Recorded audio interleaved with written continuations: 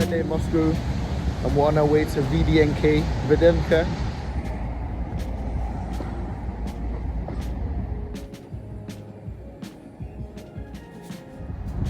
So the VDNK was opened, I think in 1939, around that time, and it was built as an exhibition center for the different Soviet republics, and it commemorated each part of the different achievements that they've made, especially in terms of agriculture for many.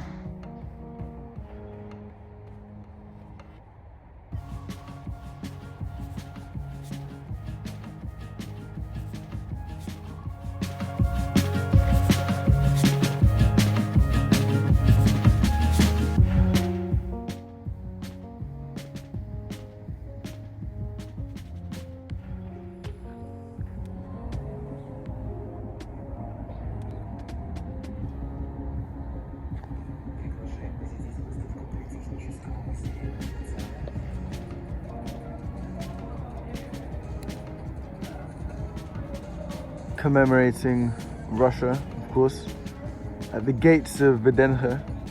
Wow, beautiful.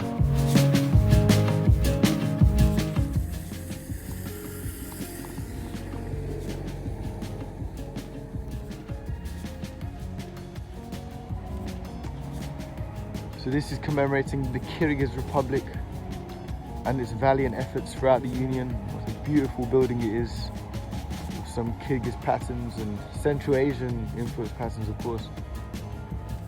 So on the Kyrgyz building, we can see a lot of wheat, cattle, and also a lot of fish as well, representative of the amount of resources that came from the Republic of Kyrgyzstan. This is the Latvian SSSR pavilion, commemorating Latvia, just west of Russia.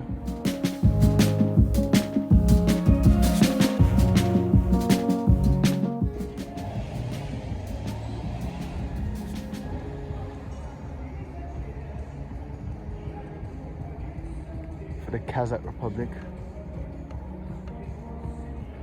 And on top, just behind here, you see a yurt-like dome, which there is a restaurant and more a museum. But unfortunately it's closed, commemorating the valor and achievements of Kazakhstan. But it's such a beautiful building that, wow.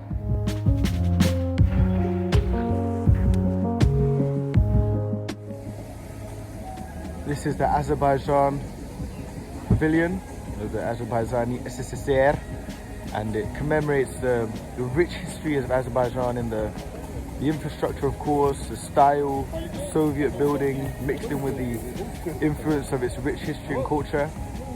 And it was actually restored by Heydar Aliyev, the president of Azerbaijan.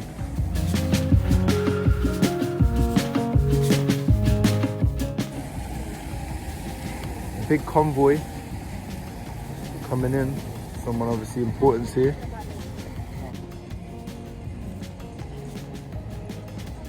Belarusian Republic,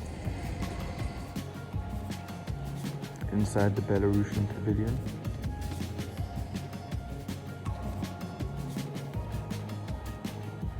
And it's only one of the only ones that's open because the others are being constructed with some renovation taking place, but also with meetings going on and important stuff being held there. So it's interesting, they have a butcher's inside the pavilion.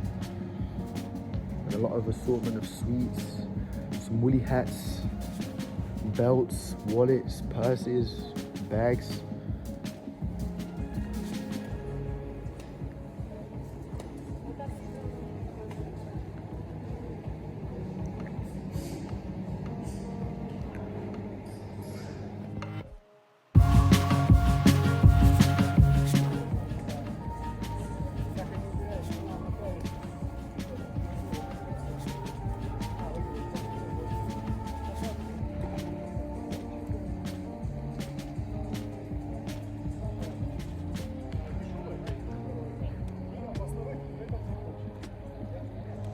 This building originally was a Ukrainian pavilion. However, in 2019 it was changed to become a pavilion that just dedicated to the crop farming of the USSR, but now it also showcases the use of Cyrillic script and its past and future and what lies ahead for it. And well, seems quite interesting how it's in 2019, especially with the rising of tensions and ongoing war with Ukraine.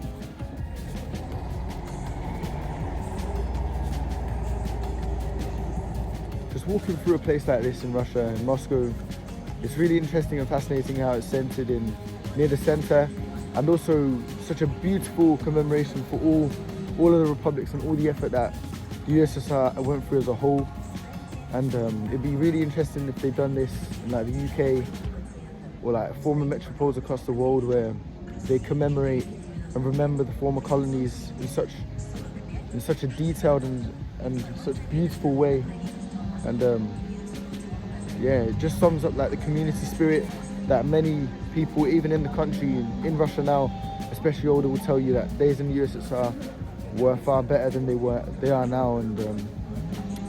And yeah, like the different tensions and hostility between nations now and peoples, I don't know, maybe would not have been there 50 to 60, 40, 30 years ago and even longer, but though they may have, I don't think it would have been as divided as it is now. But yeah, it's very interesting and such a beautiful place.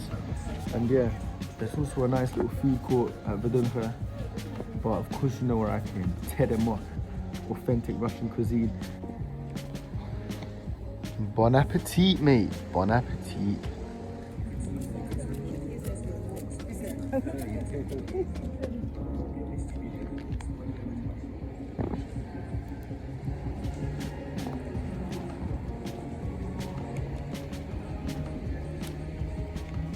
Originally this was for the KARELO Finnish SSSR, but now it mainly features the scientific and technological achievements of Russia and the USSR, and it's a very nice building with an emphasis on like a wooden finish, which is quite interesting, and probably to celebrate like the lumber in the Karelia region.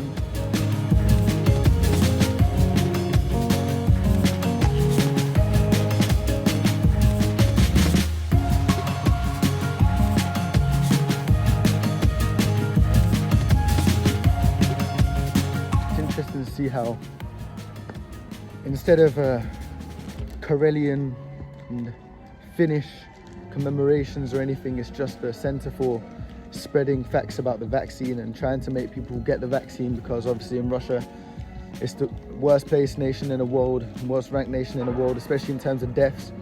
Around 1,500, 2,000 people dying per day of coronavirus, and no one's really getting the vaccine. It's quite bleak, especially with so many people dying. But the question is, how would you get that information out to places like Tomsk or places in the middle of Siberia, little towns where the information and education rates are probably far lower? And sure, it's all right in Moscow to have places like this, and the support being low here, you can only imagine what it's like in a place like, in a small place in the east of Russia, or even in the southern. But yeah, such is the world, such is the world.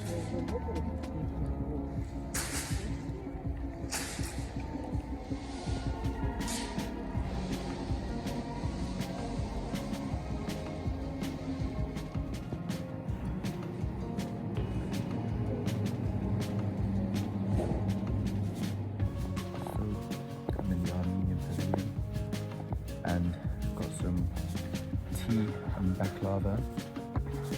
But the interesting thing is, I'm with a friend.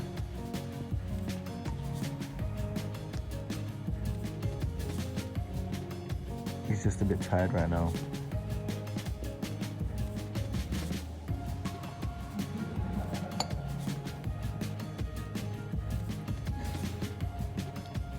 Top tier. Armenia. Shnor Hakalukyum.